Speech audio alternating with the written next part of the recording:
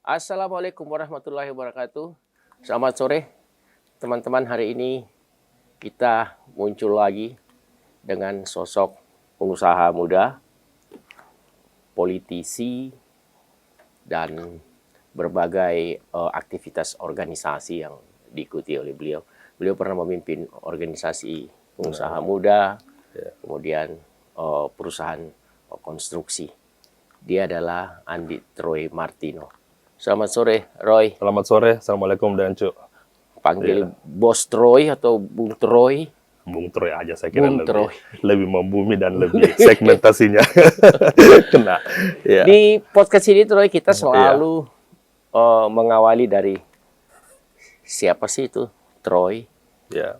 Lahir tanggal 2 Maret ya? Iya, benar. Tahun 76. Ya. Artinya masih kalau kelahiran 76 itu masih dalam ambang batas milenial. Oh gitu.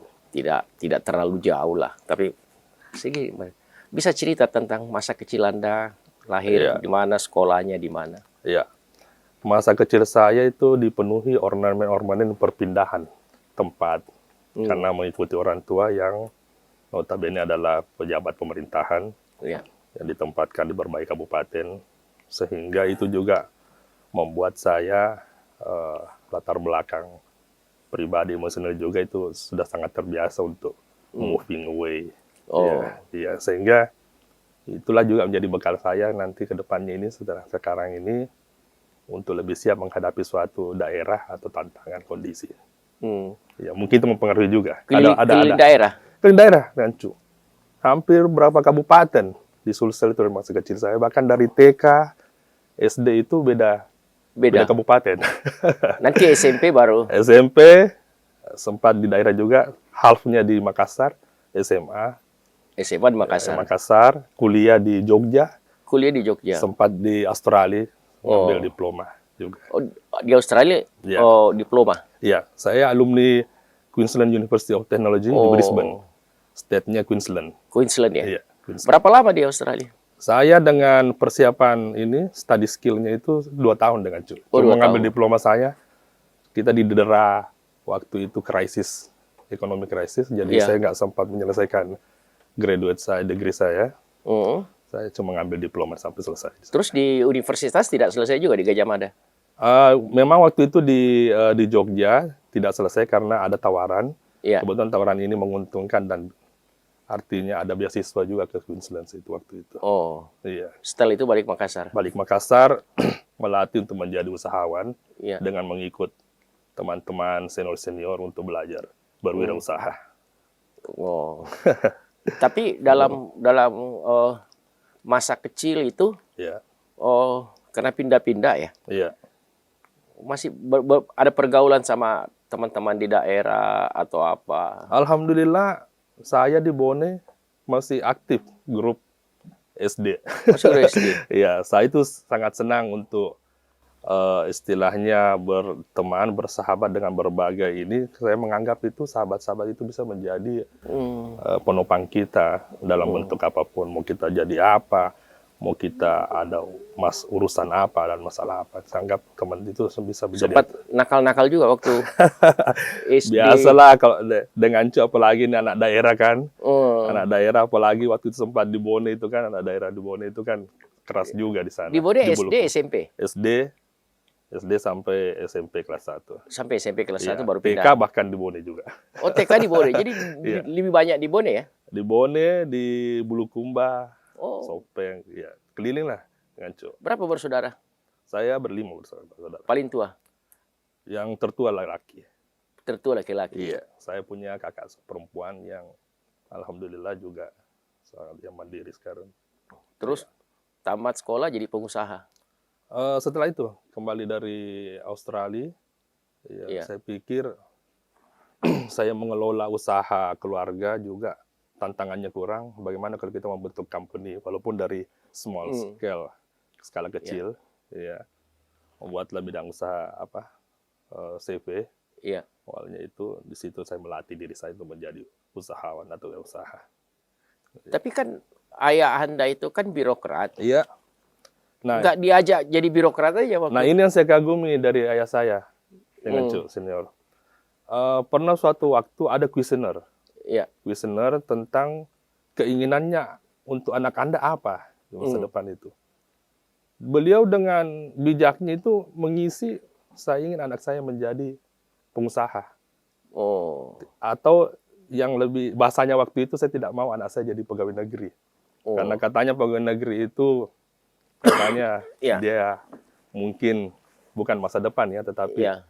artinya secara normal itu kan kita agak-agak susah untuk berkompetisi, susah untuk kaya istilahnya. Iya.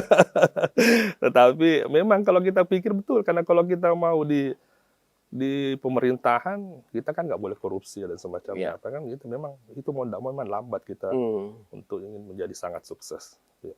Bisnisnya di bidang apa? Saya konstruksi dengan Cuk, tetapi sekarang lagi belajar properti juga. Oh, properti juga. Iya. Iya. Karena kita kan perlu diversifikasi usaha. Iya. Iya. Apa sih pengalaman yang Anda dapat dari awal di kampung di daerah lah? Maaf. Iya. Dari Bone, SMP, SMA, terus keluar negeri, Iya. pulang, terus mengadu nasib jadi pengusaha. Iya. Apa yang bisa Anda tarik dari situ sebagai filosofi hidup Anda? Yang saya jadikan maknanya itu, kalau saya berbicara makna ya, Iya.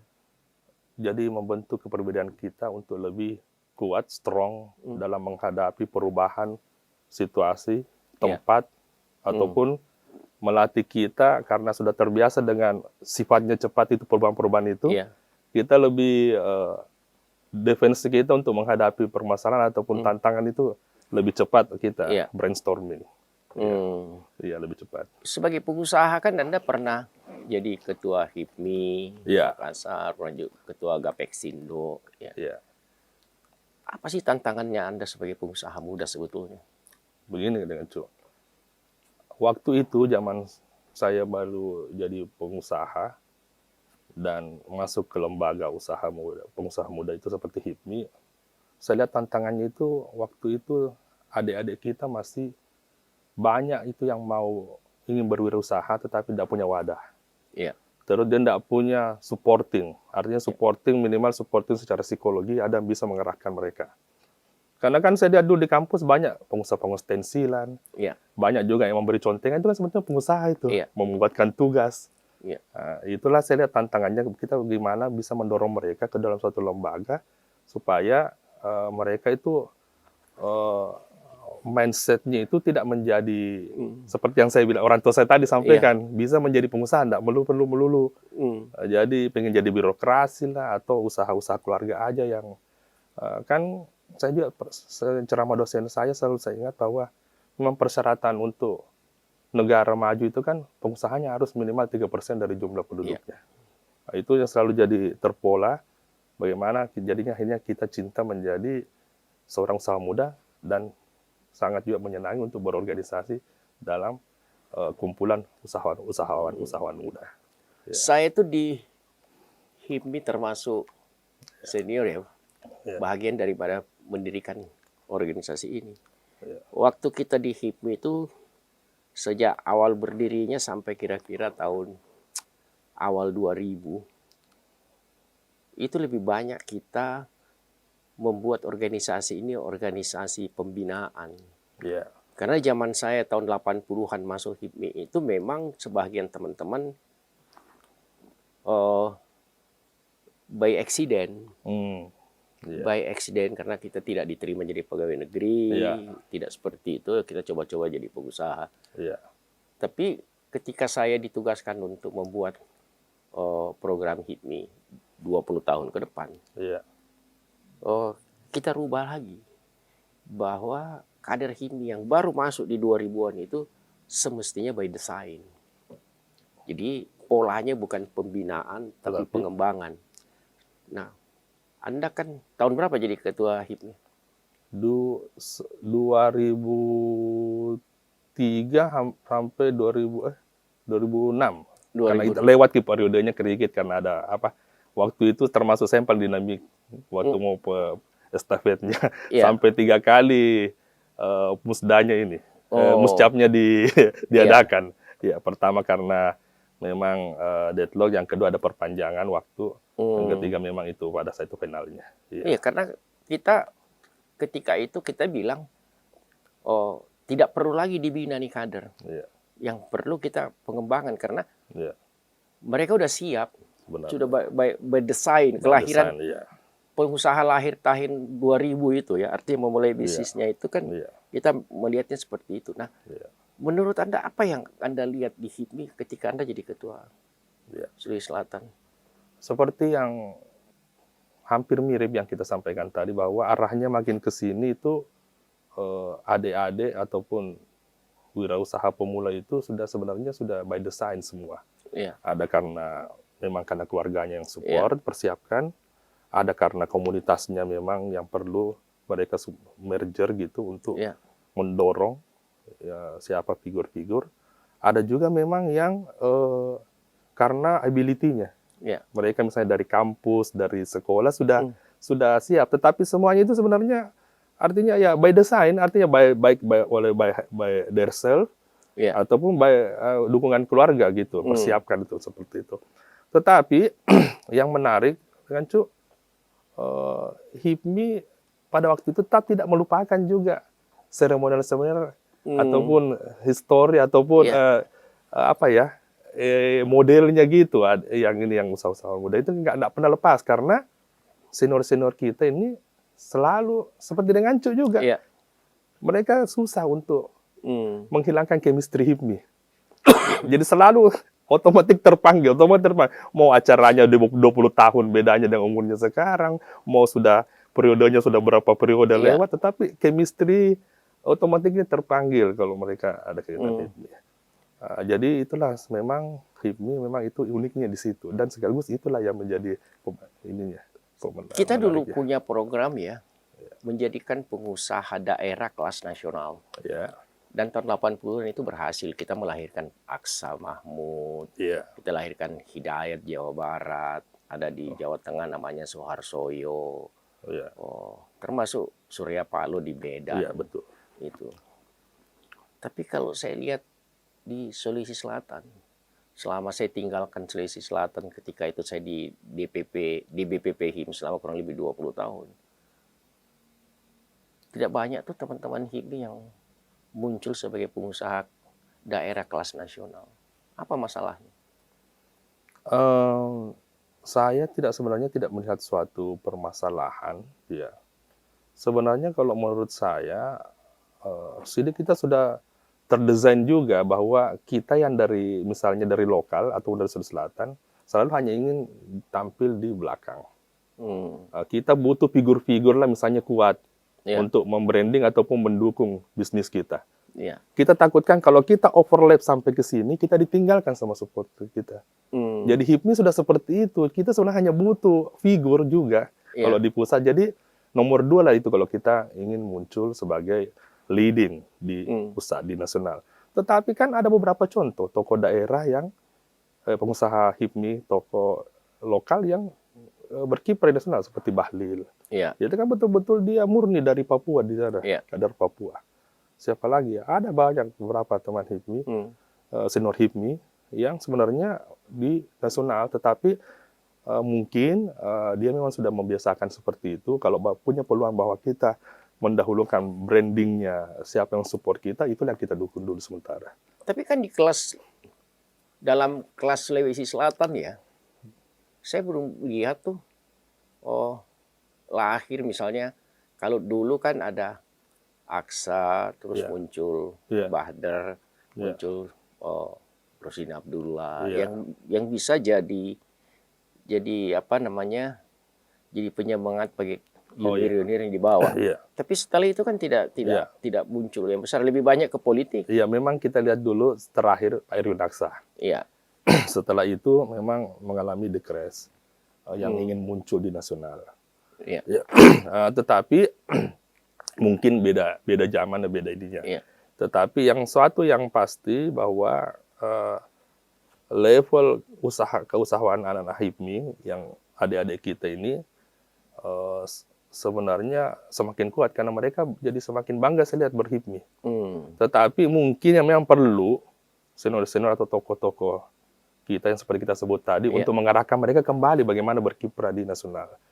Saya juga ada melihat bahwa banyak anak adik-adik kita yang sudah sangat stabil di HIPMI, stabil. Sebenarnya mereka ingin lebih berkiprah menjadi tokoh nasional, tetapi masih terkendala atau hal yang klasik, misalnya tidak ingin meninggalkan mereka punya usaha, orang tua juga mungkin karena mereka usaha, orang tua mereka yang mengajarkan mereka, yang minta didukung untuk misalnya grup-grup di sini kan kita tahu mereka sudah punya penerus tetapi masih belum bisa meninggalkan mereka punya jaringan family, orang tua mereka. Jadi itu mungkin ada proses lagi sedikit sehingga muncul lagi nanti ada satu figur anak pengusaha di Sulsel, anak HIPMI khususnya yang muncul di nasional atau di pusat.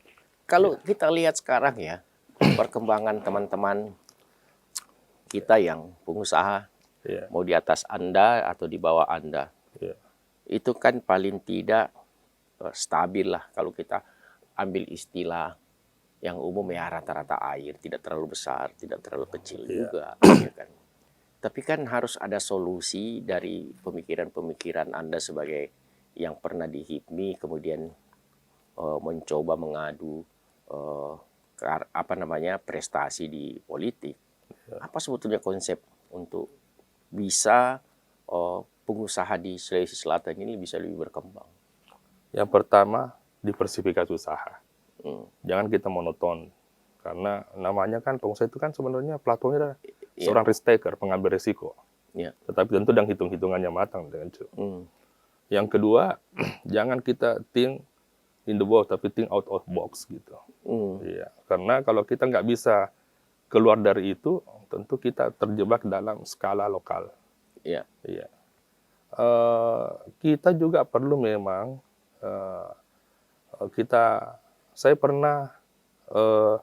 saya mengutip ini pesan Pak JK sebagai senior HIPMI dan orang tua kita, pernah dia mengucapkan pesan dalam suatu acara HIPMI Rakornis SDP.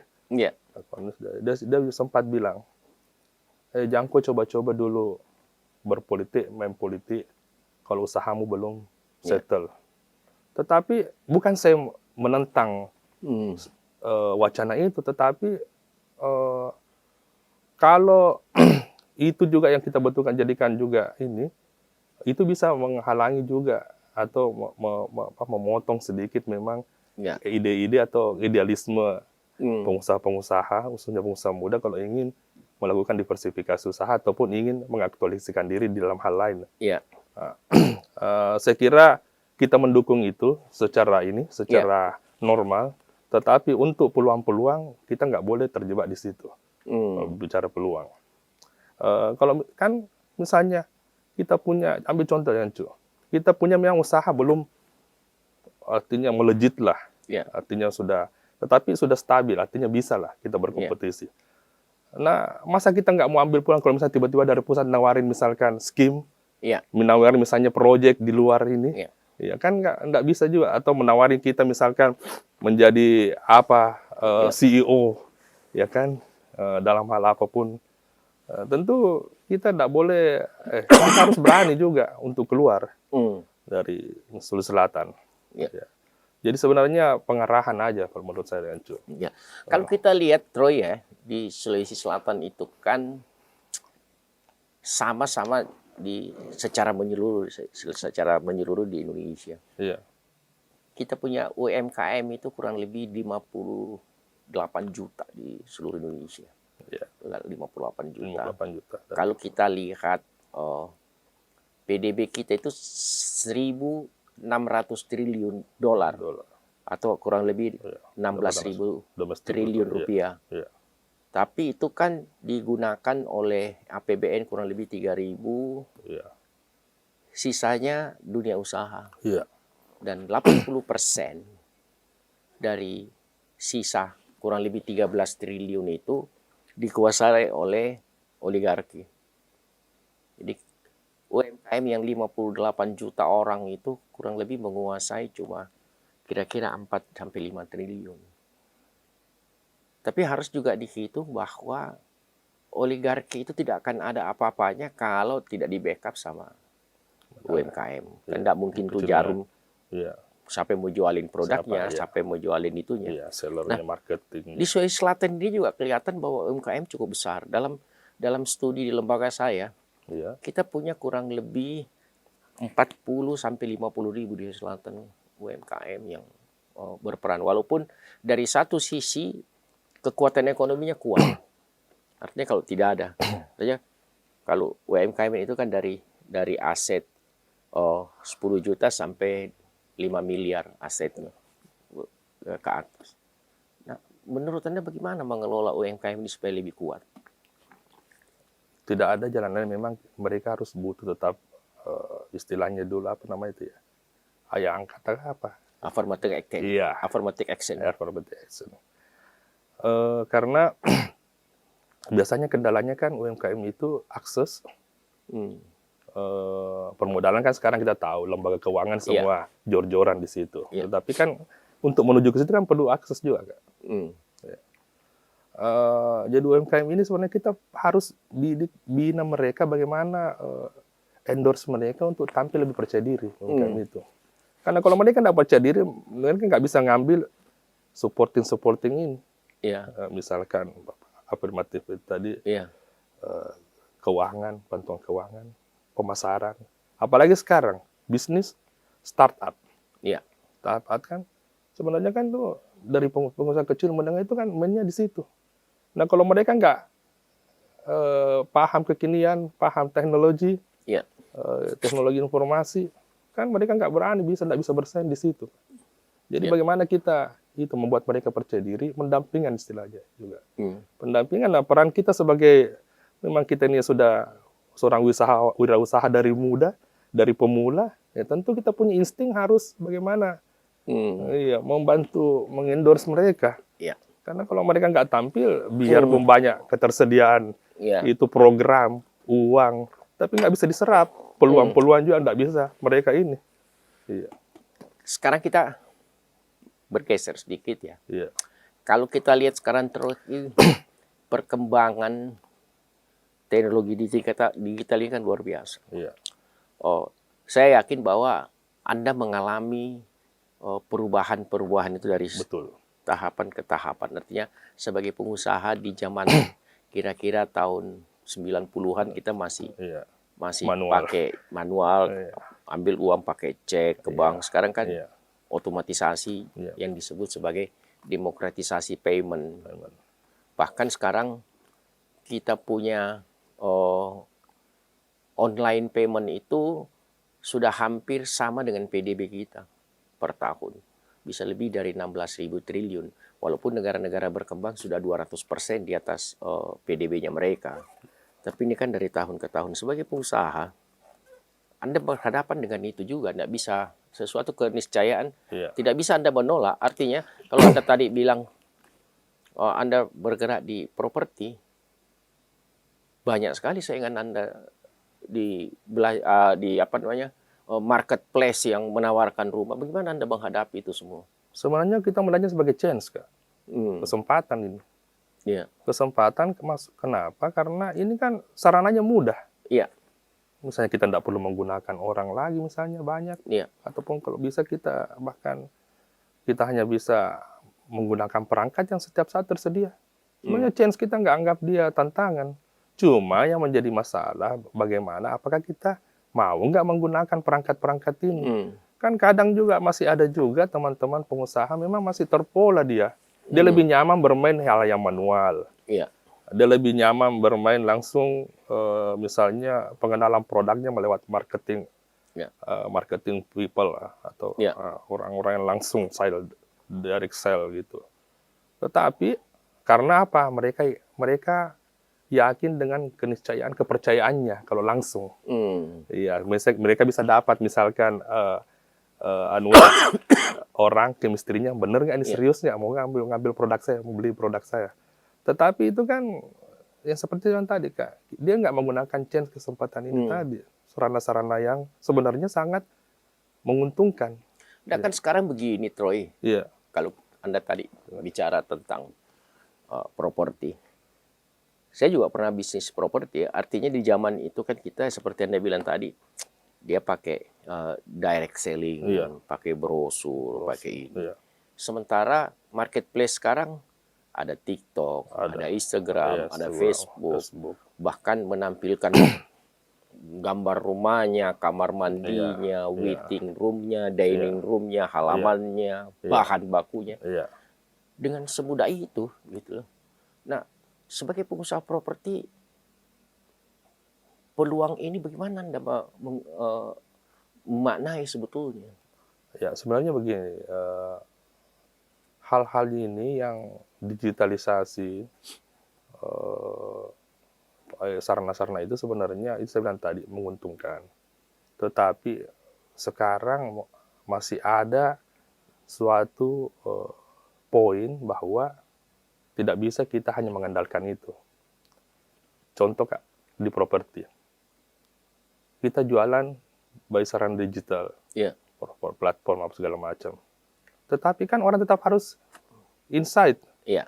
Maksudnya kunjungan langsung.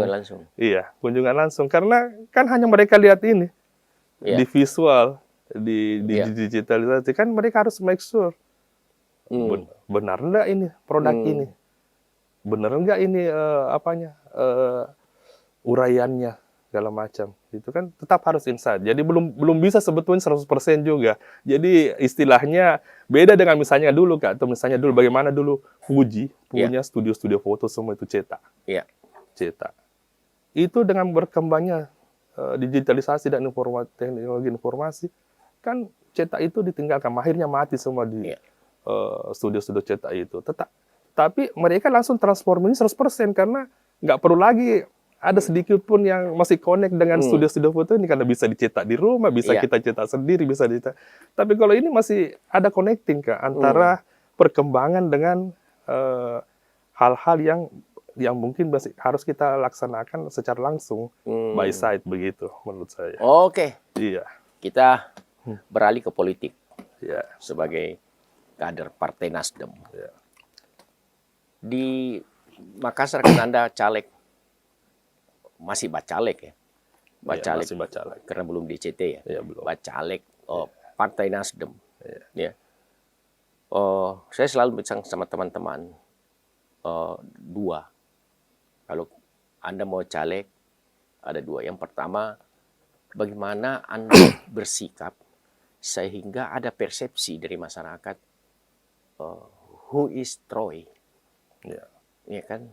What is Troy? Jadi artinya, siapa itu Troy dan apa yang dia mau bikin? Jadi sejauh, walaupun Anda dikenal tapi tidak melahirkan persepsi masyarakat itu seperti itu. Tapi saya mau bilang begini, Troy. Di Makassar ini 56,7% pemilih ke depan itu milenial. Dan sekarang dalam studi di lembaga saya itu terjadi polarisasi. Yang tua dan yang baru, bukan tua muda ya. Ini kelompok tua ini termasuk orang-orang yang teman-teman Anda semua, partai politik semua, yang bermain di platform digital itu politik terus. Yang baru ini tidak ada urusan dengan politik. Mereka lebih banyak Instagram, jual barang, macam-macam. Tapi tidak berarti mereka tidak paham politik. Ya kan? Nah, polarisasi ini sudah semakin kuat. Nah, Anda sebagai kader Nasdem, bagaimana melihat seperti ini? Menarik kesimpulan bahwa politik itu bagus, bos.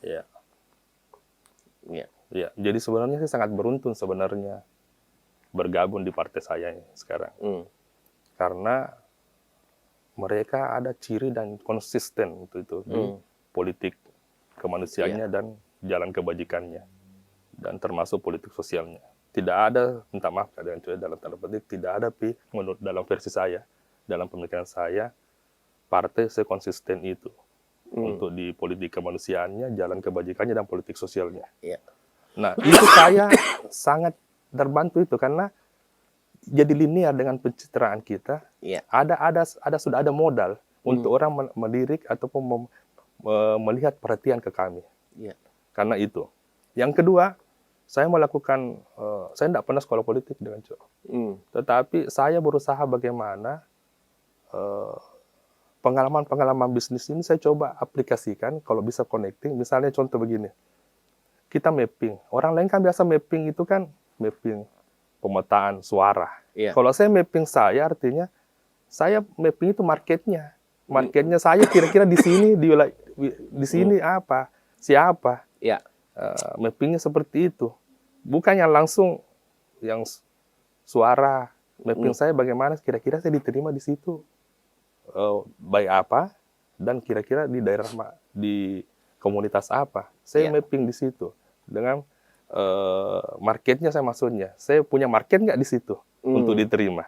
Nah, kalau saya sudah ada market di situ untuk diterima kan ada parameternya dengan Pertama orang kenal saya, terus ada komunitas di situ, ex komunitas saya misalkan.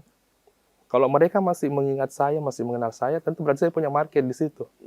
Nah, itulah yang saya concern untuk buatkan penuhi program.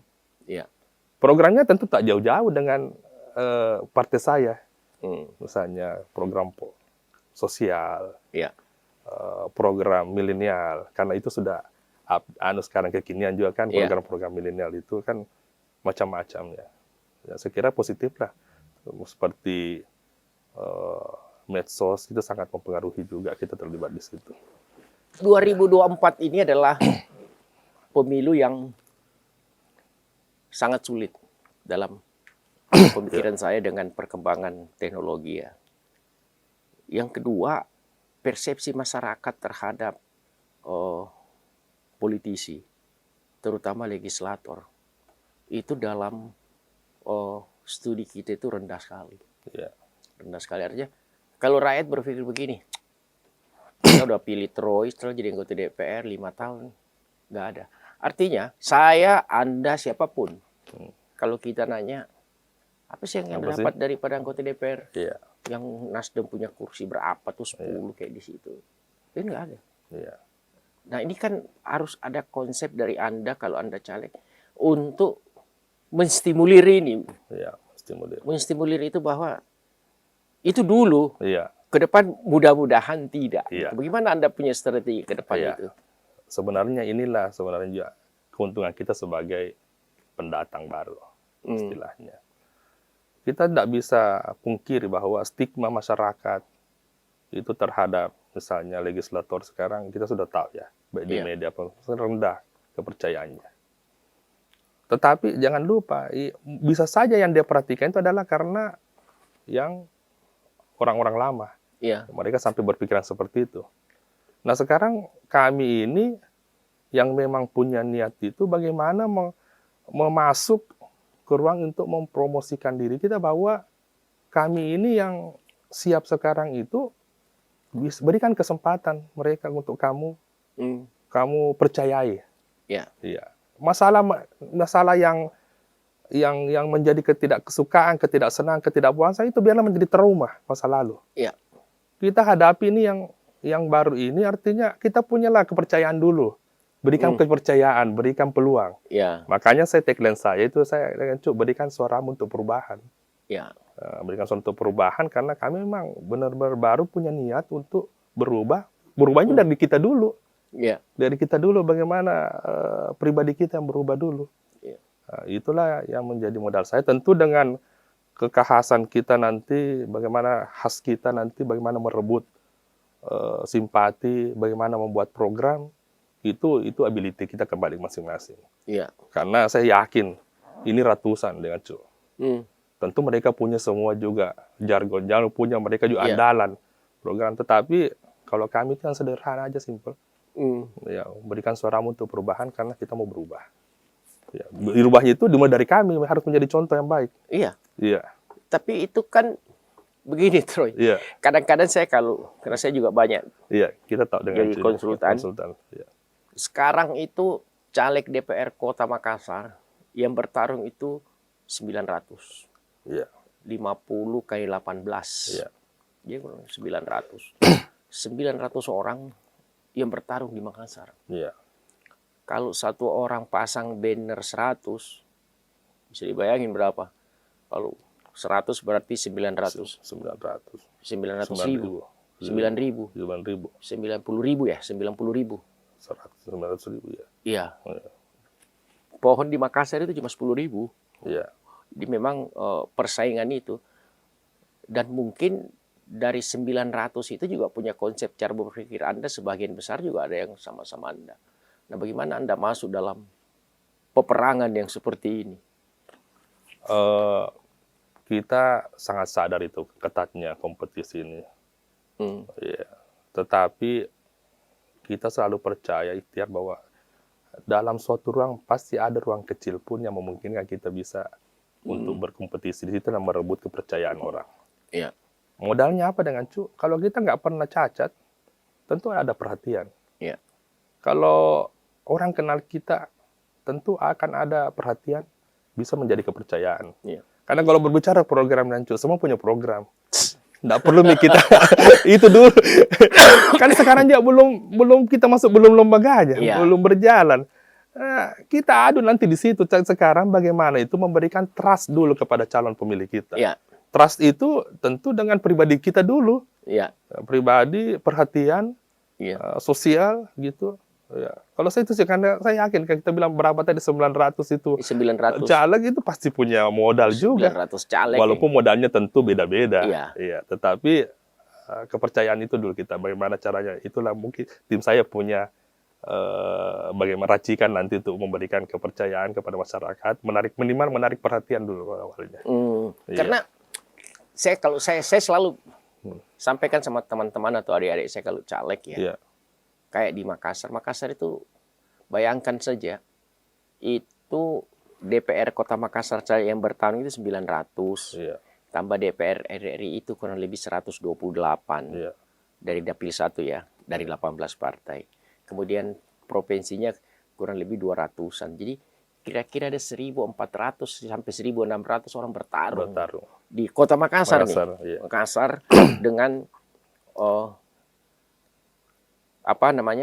mengajak orang masuk ke TPS dan diberikan 5 kertas. Iya, 5 kertas. Di penelitian lembaga saya itu, setiap orang yang masuk ke TPS pada pemilu nanti, atau pemilu yang kemarin, itu paling cepat 9 menit. Karena dia harus mencari. Mencari. Anda juga harus punya strategi bagaimana gitu kan, untuk mencari namanya Troy DPR Kota Makassar itu lembarannya besar. Kemudian nomor partainya nomor 5, nomor urutnya nomor berapa angka. Ini kan sesuatu bukan yang menggampang mengedukasi masyarakat. Nah, apa strategi Anda jalankan? Untungnya latar belakang pendidikan saya khususnya waktu di Australia dulu adalah komunikasi, business communication. Jadi saya ini bagaimana menyampaikan komunikasi saya kepada publik itu tentu itu yang saya fokus itu bagaimana sampai dengan bisa secara kreatif, bisa orang cepat ingat, bisa langsung menatap, langsung perhatiin. Nah itu sudah pernah ada sedikit-sedikit pengalaman dan teori yang tempat kami dulu pelajari bagaimana berbicara komunikasi politik dan bisnis. Komunikasi massa dan bisnis. Jadi ada mungkin strategi kita bagaimana itu untuk menyampaikan itu. Saya pernah dengan pernah ada suatu event, saya bilang, kok kamu di kampung ini pasang baliho untuk promosikan kegiatanmu ini sampai harus pakai jas apa segala macam, ya kan? Pakai macam. Saya bilang, saya bukan mau istilahnya atau bertingkah ini talik-talikan istilahnya. Tapi itulah bahasa komunikasi untuk menarik perhatian orang dulu, untuk melihat dulu alat peraga ini, supaya baru dia memperhatikan apa kegiatannya supaya orang tertarik untuk hadir. Itu contoh-contoh, ya. Tetapi kita memang tetap harus berbuat karena walaupun masyarakat sudah pintar, apalagi di Makassar, Kalau tidak ada actionmu juga, bagaimana melakukan pendekatan, bagaimana mendapat trusting, tentu masyarakat bilang sama aja yang lain. Sama aja yang lain, banyak juga caleg yang lain. Tetapi di ruang yang saya bilang tadi, ruang kecil, di ruang yang besar pasti ada ruang kecil untuk kami. Di situ untuk bagaimana kami bisa eksis di situ. Makassar ini kan dimensi pemilihnya itu variatif. Ada yang muda, ada yang tua. Kelasnya kelas bawah, kelas menengah, kelas atas. Sehingga perlu strategi tertentu untuk melakukan itu. Nah, strategi itu lebih banyak kepada program. Anda caleg Kota Makassar, misalnya, persoalan atau permasalahan Makassar yang Anda bawa dan cara menyelesaikannya itu kan yang pasti Anda bawa nanti. Betul. Bagaimana menata Kota Makassar, bagaimana ini, bagaimana ini.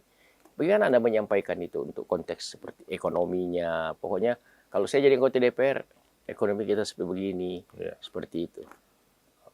Kembali kepada persoalan yang klasik tetapi sangat penting. Berbicara ekonominya, bagaimana mau maju, baik di Makassar, di daerah kan tentu infrastruktur. Nah, yang menjadi fokus di Makassar kan kemacetan. Itu memang infrastruktur itu yang membatasi ekonomi kita. Tentu kita harus perlu pikirkan alternatif supaya infrastruktur kita dapat beroperasional secara maksimum. Ambil contoh, Kak.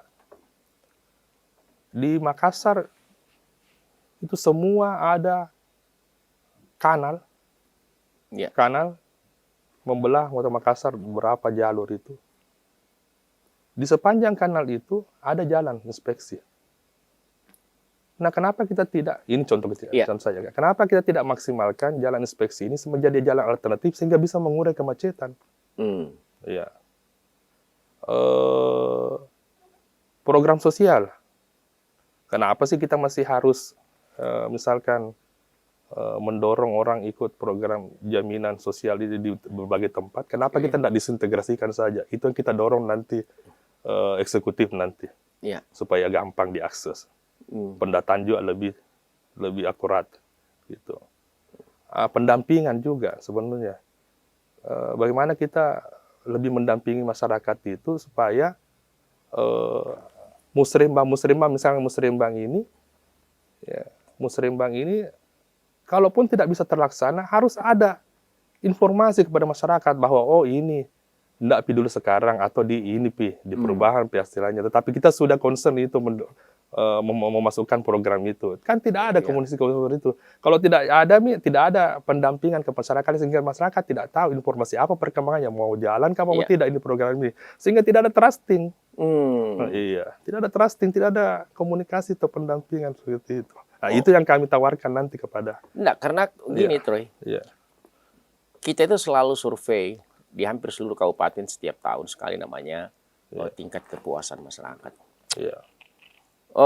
Makassar ini kalau soal ekonomi dalam survei kita masih kira-kira di atas 50% tidak ada masalah bagi masyarakat. Mereka bisa mencari sendiri. Iya kan? Masih ada alternatif. Yang paling rendah itu pelayanan. Kalau pendidikan cukup bagus, pelayanan kesehatan. Yang paling rendah itu adalah pelayanan oleh aparat. Satu. Yang kedua, kebersihan kota. 3, kemacetan. Ya kan? Kalau persoalan kerja juga tidak terlalu besar. Jadi persoalan kota ini hanya adalah bagaimana, kan sebetulnya masyarakat ini berpikirnya sederhana. Kita tidak butuh DPR, kita tidak butuh pemerintah kota. Yang kita butuh kota ini bersih misalnya, kemudian kita aman berusaha. Ya udah. Artinya apa? Pokoknya bukan berarti siapapun jadi anggota DPR nih, siapapun jadi wali kotanya. Yang penting kita aman, pelayanan kita dilayani dengan bagus. Seperti, tapi kan tingkat pelayanan Makassar rendah sekali. Apa yang Anda berpikir ke depan untuk memperbaiki ini? Wacana memang masyarakat itu mereview bahwa pelayanan kita masih rendah di Makassar. Tetapi effort atau usaha-usaha pemerintah kota sebenarnya, karena kan mereka malu juga kalau itu stagnan di situ mengenai pelayanan. Saya lihat mereka berbenah dan ada terobosan-terobosan dalam pelayanan. Tapi kembali lagi Kak, yang masih kekurangan kita adalah pembenahan itu ataupun upgrade dari pelayanan itu tidak pernah tersampaikan. Jadi orang selalu mindsetnya itu yang dulu-dulu. Padahal kan sebenarnya mungkin ada kemajuan. Nah, itulah tadi tidak ada pendampingan kepada masyarakat secara komunikatif ataupun dukungan personal untuk mengkampanyekan apa-apa yang sebenarnya juga ada ininya, ada terobosannya, ada kemajuannya. Nah, yang kedua, berbicara pelayanan, saya pikir pemerintah termasuk bukan minta maaf ya, termasuk saya bilang bodoh kalau dia tidak mau meningkatkan pelayanan. Itu kan bisa memangkas birokrasi, anggaran juga pelayanan. Kalau pelayanan misalkan sederhana atau menggunakan teknologi yang berbasis ini informasi kan itu bisa memangkas semua Kak. Terus jadi juga penilaian masyarakat atas kinerja kan sebenarnya bisa meningkat. Jadi saya kira Pemko termasuk tidak ini kalau dia sia-sia kalau dia tidak mau meningkatkan pelayanan, karena zaman terus masyarakat kan kita pintar untuk menilai. Jadi saya pikir pasti pemerintah akan mencoba berbenah untuk pelayanannya. Troy, Anda kan caleg ini di Dapil 5 ya? Iya, Dapil 5 Mariso, Mamajang, Tamalate. Saya cuma mau memberikan gambaran dan Anda bagaimana mencermati ini. Kalau kita lihat di 3 kecamatan itu ada 2 kecamatan yang merupakan kota tua. Mamajang itu sama Mariso. Itu sejak awal Makassar sudah ada. Lalu Tamalate itu daerah berkembang. Dan di situ nyaris multi etnis. Beda di Mariso dengan di Mamajang itu penduduk lama. Nah, apa strategi Anda main di situ? Kita bilang tadi Mariso, Mamajang itu kan kota tua. Kita lagi mengidentifikasi situs-situs di situ dulu yang kita bisa kampanyekan supaya menarik perhatian masyarakat bahwa kita concern akan daerahnya. Ya kan? Kita situs-situs itu kita gali. Di Tamalate kita harus kerja-kerja cerdas. Karena bisa saja karena seluruh caleg yang dapilnya masuk Tamalate melihat bahwa ini potensi sangat besar. Bayangkan digabung 2 kecamatan ini, Mamajang masih lebih besar. Ininya wajib ininya. Tentu semua akan menyerbu ke sana. Jadi kita harus kerja-kerja cerdas. Kalau menurut kami tidak perlu kita kerjain semua.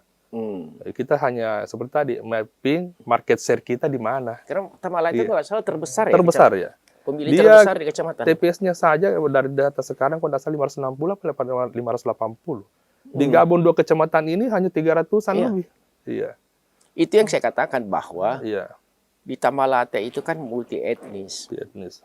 Ada orang Makassar, orang Bugis, ada perumahan banyak. Kalau di Mamajang sama Mariso kan relatif tidak besar. Tidak besar dan penduduknya penduduk lama dan berulang-ulang. Nah, ini yang seperti itu. Tapi oke lah, itu strategi Anda ke depan bagaimana. Saya ingin mengatakan bahwa kemarin dalam beberapa kali saya podcast teman-teman politisi, saya selalu bilang, pengalaman saya di politik itu kan bertahun-tahun. Saya belum pernah dengar atau pernah melihat, bukan pernah, masih sedikit lah, saya tidak mengatakan tidak pernah, masih sedikit lah partai itu yang menyampaikan kepada masyarakat apa platformnya.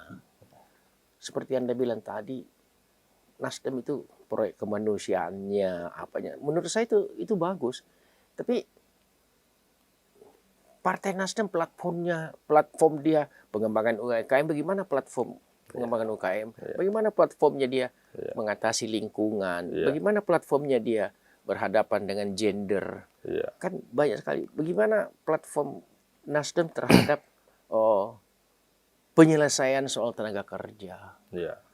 Ini yang ditunggu oleh masyarakat, dan saya berharap Nasdem, karena saya pernah di Nasdem, saya berharap itu lebih diangkat. Nah, menurut Anda bagaimana? Ya, memang tantangan partai semua saya kira general, Kak. Apalagi di musim politik sekarang ini kan. Tetapi saya pikir partai pasti punya juga program andalan. Salah satunya pasti ada, bahkan dari berapa kita sampaikan, minimal 2 itu sebenarnya andalannya, concernnya kepada hal-hal itu.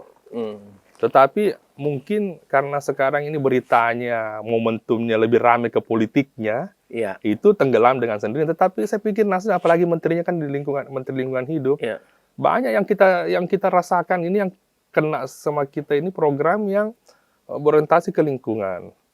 Masalah gender, kita di Bacalek lebih daripada 30% semua. Itu untuk keterwakilan perempuannya di Bacalek itu. Itu kan sebagai ini sedikit bahwa Nasdem itu sangat memberi ruang kepada gender, lingkungan hidup, pertanian juga. Pertanian karena Nasdem juga mempunyai pionir untuk mengakselerasikan program-program pertanian. Ya, mempunyai pionir sehingga mungkin tidak terekspos, tetapi dari yang kami lihat itu bantuan pertaniannya itu untuk masuk ke Sulawesi Selatan sangat besar, salah satu yang terbesar. Itu seperti mungkin tenggelam, tetapi pasti setiap partai itu punya program untuk yang masyarakat bisa menilai dan membumi langsung, secara langsung. Saya kira ketinggalan lah partai kuno lah kita, kalau kita tidak bisa memunculkan isu-isu strategis untuk pengelolaan program yang berhubungan dengan masyarakat, yang sangat dibutuhkan juga oleh masyarakat. Oke, kita sampai di akhir-akhir acara kita. Yang menarik itu kan dilema. Saya selalu bilang dilema caleg. Dilema caleg itu kan selalu orang mengatakan, ya kalau nggak ada uangmu jangan mau maju, kan seperti itu. Karena memang masyarakat seperti itu. Tapi saya selalu bilang, di tempat saya Troy di Batu Putih Syndicate itu kita selalu survei. Money politik itu tidak pernah lebih dari 30%. Artinya 100 orang Anda bayar, itu paling banyak 30 yang milih. Karena saya selalu bilang sama caleg, yang memulai bukan masyarakat, yang mulai kalian semua. A bawa rokok, B bawa rokok tambah korek, C bawa rokok tambah korek tambah duit, sehingga masyarakat punya ngaco jadi memilihnya, ya kan? Tetapi saya juga selalu yakin bahwa saya selalu belajar dari pemilu di Malaysia ketika Mahathir Muhammad itu jadi Perdana Menteri kembali dalam usia 90 tahun. Seminggu sebelum pemilu nggak ada satupun lembaga mengatakan Mahathir menang. Tapi ternyata dia bisa menang. 3 bulan setelah itu disurvei. Ternyata masyarakat ditanya. Kesimpulannya, masyarakat punya nurani dalam TPS. Dan ini yang Anda harus jalani. Bagaimana memberikan kepercayaan kepada masyarakat. Itu yang saya bilang tadi. ATM akan maju misalnya, kalau ada persepsi masyarakat mengatakan, who is ATM? Seperti itu. Nah, apa upaya Anda untuk mengatasi di ujung? Pengalaman saya, di ujung itu jor-joran banget kalian semua. Saya mau bilang, kadang-kadang saya marah betul sama mereka. Kau ini ngapain? Gimana? Iya. Godaan yang paling kuat memang sebenarnya di ujung itu bukan calon pemilih kita, Kak, sebenarnya yang aktif. Justru orang kita sendiri, tim kita sendiri. Iya, untuk mungkin karena ketidakpercayaan dirinya atau psikologinya yang terserang mungkin, atau lagi bagaimana menganggap, atau memang ada yang kom aponturir juga ya. Yang hanya menganggap itulah sebagai solusi. Tetapi yakinlah kalau ATM ini karena saya pernah menyampaikan, kami maju untuk menjadi caleg nanti atau menjadi legislator nanti untuk betul-betul bagaimana mengabdi. Karena kita ini kan latar belakang kita pengusaha. Kalau untuk mata pencaharian, makan, sebenarnya sudah lebih daripada cukup apa kita dapat di luar. Nah, kalau satu sumber itu sudah bisa kita carikan sosial, kita bisa lebih fokus ke di lembaga nanti.